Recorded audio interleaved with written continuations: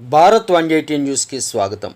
శ్రీకాకుళం జిల్లా ఆముదాల వలస సర్కిల్ కార్యాలయంలో ఏర్పాటు చేసిన మీడియా సమావేశంలో సిఐ దివాకర్ మాట్లాడుతూ రాబోయే ఎన్నికల్లో ప్రతి ఒక్కరూ నిబంధనలకు అనుగుణంగా నడుచుకోవాలని పలు సూచనలు చేశారు.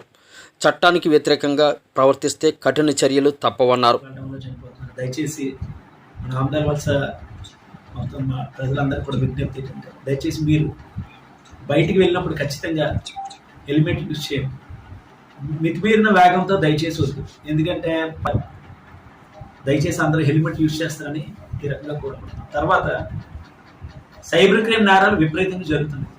సైబర్ క్రైమ్ ఏంటంటే తెలియని లింకులు ఏదో ఓపెన్ చేస్తాం, వాట్సాప్లో ఒక లింక్ వస్తుంది, ఓపెన్ చేస్తాం.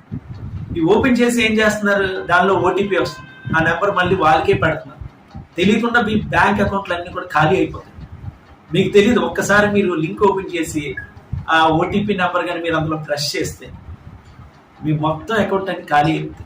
తర్వాత ఏ బ్యాంకర్ కూడా, ఎస్బీఐ బ్యాంక్ కానీ, any bank, Punjab national bank కానీ, ఏ బ్యాంక్ అయినా కూడా మీకు ఫోన్ చేసి ఏమంటే మీరు ఓటీపీ చెప్పనని ఎవరు అడగరు. దయచేసి మాత్రం మనసులో పెట్టుకోండి. ఏ బ్యాంక్ అయినా కూడా, ఎలాంటి బ్యాంకులు, ఎస్బీఐ కానీ, ఆంధ్ర ఏ బ్యాంక్ అయినా కూడా పర్సనల్గా మీకు ఫోన్ చేసి మీ ఓటీపీ నెంబర్ చెప్పండి, మీ అకౌంట్ హ్యాక్ అవుతుంది, లేదంటే రెన్యువల్ అవ్వట్లేదు, ఏదో కారణం చేత మీకు ఫోన్ చేయరు.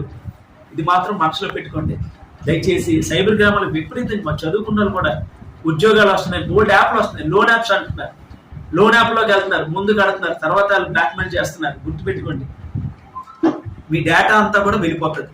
ఈ లోన్ యాప్స్ జోలికి మాత్రం దయచేసి వెళ్ళదు. లోన్ యాప్స్ తర్వాత ఇంకో కొన్ని లింక్స్ వస్తున్నాయి, మీకు ఉద్యోగం కావాలి.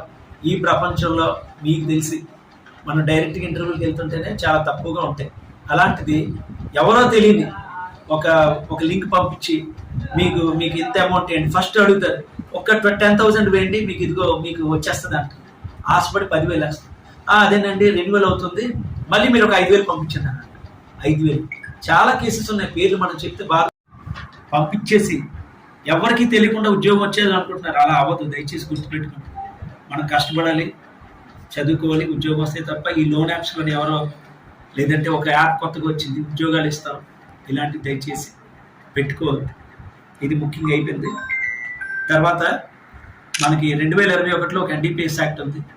దాంట్లో మసిరాజ్ అని చెప్పేసి, బూడిద మసిరాజ్ అని చెప్పేసి ఆయన 3 సంవత్సరాల నుంచి అబ్స్కాండ్లో ఉన్నాడు.